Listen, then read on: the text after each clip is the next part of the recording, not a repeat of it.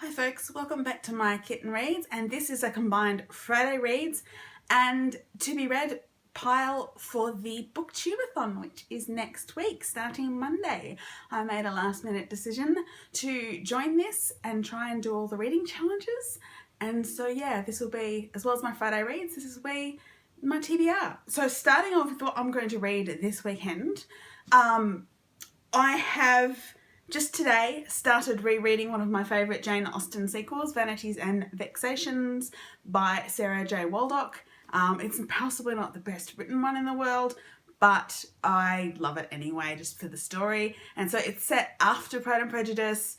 The Darcys are bringing out Georgiana and Kitty Bennet and Mary Bennet in London, and they are also being visited by Anne de Bourgh, and they basically have all sorts of romantic shenanigans in London. So yeah, it's pretty basic. I read it a lot, and I'll probably zip through that tonight because I started it while reading, while eating lunch, dinner, whatever. I'm apparently not doing words today, and I'm already 19% of the way through it, so you know, it'll be a fast read. Also a fast read for this weekend is The Dream Quest of Vellitt by Johnston. This is one of the Tor.com novellas. It was on the Hugo shortlist and I started it before the voting finished, but then got distracted and ended up not finishing it, but I am enjoying it. This is the story of Vellitt, who's a middle-aged female professor at a university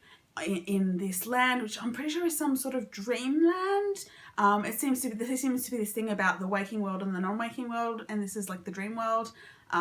But she's a professor at a women's college as part of a university, and she gets woken up in the middle of the night to find out that one of her students has run off to elope with a boy from the other world, and the reputation of the college is at stake. So she starts off on a quest to try and intercept the young lovers and talk them out of it. That's about as far as I've gotten, but I'm really enjoying it. I don't think I've ever read Johnston before, so it's really exciting to have a new author. So that's what's on my Kindle that I will probably read this weekend. I can probably finish both of those books. Now, also, I started this week because I had a day off with a back problem, and I was staring at my TBR shelf and I'm like, hey, the Hugos are over. I can read whatever I want. So I picked up The Fictional Woman by Tara Moss, and I am halfway through it. And it's really good. It's a non-fiction book, which is half autobiography of Tara Moss, who is an author who was also once a fashion model as a young woman, as a teenager. But it's also half sort of discussion of feminism in the modern world and why it's still important and what issues there are for women in the modern world, based around the idea of what kinds of fictional women are not necessarily presented, but women are expected to be certain types of people, like the wife or the gold digger or the model, but these are all sort of fictional titles. So she's sort of using her own history and her own stories of what she's experienced as a woman in the world to further examine the sort of ideas behind feminism and why we need feminism. And it's really interesting. I was gut punched on the first page because she starts with the story as about when she was releasing her second book, and a newspaper insisted that she do a lie detector test, a polygraph test to prove that she actually wrote her own books. And I was like, seriously? In 2002? Yeah, that's what women in the world have to put up with. Just because they're pretty, just because they're former models, and so of course their boyfriend must have written their book.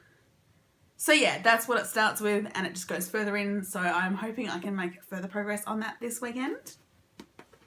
And then if I do have any other time this weekend, I have this to read because I picked it up from the library where I had it on hold, and this is The Women in Black by Madeleine St. John.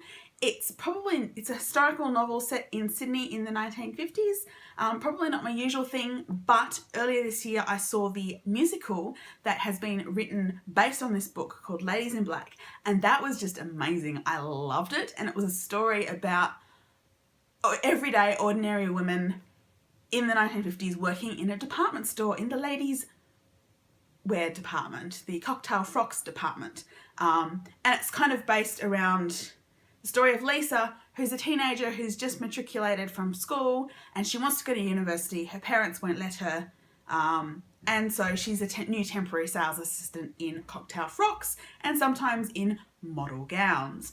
And it's just a whole bunch of ladies in the 1950s dealing with things that ordinary women do. And so I kind of, after seeing the musical, I wanted to read the book. So I put it on hold at the library. And so yeah, if I finish any of those other 3 books this weekend, I'll probably pick up this one. However, then we have my TBR for the Booktubeathon. And so I am aiming to read 7 books in 7 days. Oh yes.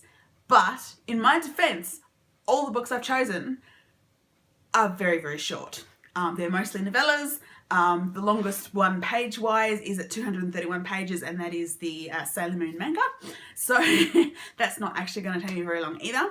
But so I'll let you know what I'm doing to try and meet all 7 challenges in Booktubeathon. So the first challenge is to read a book with a person on the cover. And for that one, I mean, there are multiple books in this list that would fit that, but I have chosen Brothers Ruin by Emma Newman. This is her new Tor.com novella. And I believe it's kind of a little bit steampunky, but it says, the year is 1850 and Great Britain is flourishing thanks to the Royal Society of the Esoteric Arts. When a new mage is discovered, Royal Society elites descend like buzzards to snatch up a new apprentice. Talented mages are bought from their families at a tremendous price, while weak mages are snapped up for a pittance. For a lower middle class family such as the Guns, the loss of a son can be disastrous. So when seemingly magical incidents begin cropping up at home, they fear for their Ben's life and their own livelihoods. But Benjamin Gunn isn't a talented mage. His sister Charlotte is, and to prevent her brother from being imprisoned for false reporting, she combines her powers with his to make him seem a better prospect. When she discovers a nefarious plot by the sinister Dr. Ledbetter, Charlotte must use all her cunning and guile to protect her family, her secret, and her city. So it's sort of Georgian England, and it's magic, and it's girls trying to help their brothers, and there's a mysterious plot, and yeah, it totally sounds up my alley. So that is Brothers Ruin by Emma Newman, which will be my book with a person on the cover. See, she's there. Next up, we have read a hyped book. That is challenge number 2, which I have chosen Down Among the Sticks and Bones by Seanan McGuire, which is yet another Tor.com novella. What a surprise. But I am really looking forward to this. This is the companion book to Every Heart a Doorway, which I absolutely loved, and it's the story of Jack and Jill, the 2 characters who were in Every Heart a Doorway, and their time in their particular portal fantasy world. They're twins, one who is hyper feminine, the other who is a mad scientist in training, and yeah, this is their adventures. So I'm really looking forward to this. I love Seanan McGuire's work. I loved Every Heart a Doorway, so I'm really eager to pick this up, and that is for my challenge to read a hyped book. Okay, next up, challenge number 3 is finish a book in 1 day. Now, I will probably finish many of these books in 1 day, but the specific book that I selected for this challenge is Showtime by Narrelle M. Harris. This is one of the 12 Planet collections, which is the 12 Planets run by 12th Planet Press, where a whole bunch of women writing short story collections with sort of 4 or 5 stories in them. And so this is Narrelle M. Harris's. I'm not entirely sure what it's about, but there seems to be vampires and the undead and zombies, and yeah, so maybe a bit of horror, which is, I'm not sure horror is my thing, but at the back seems to be fairly humorous as well. So you know what, I'm kind of looking forward to picking these up, and it's just a short little collection. So this is for my goal to read a book in 1 day. Now, my next book and the next challenge is to read about a character that is very different from you. For that, I have chosen Sailor Moon, Pretty Guardian, Volume 2 by Naoko Takeuchi. This is a manga. Sailor Moon as a character is really not like me. She's blonde, she's a teenager, she's a whiny brat. She bursts into tears at the drop of the hat, so not quite like me. She looks very different to me. She behaves very differently to me. She's really not practical or commonsensical at all. So that is for challenge number 4. read about a character that is not like you. Sailor Moon Volume 2.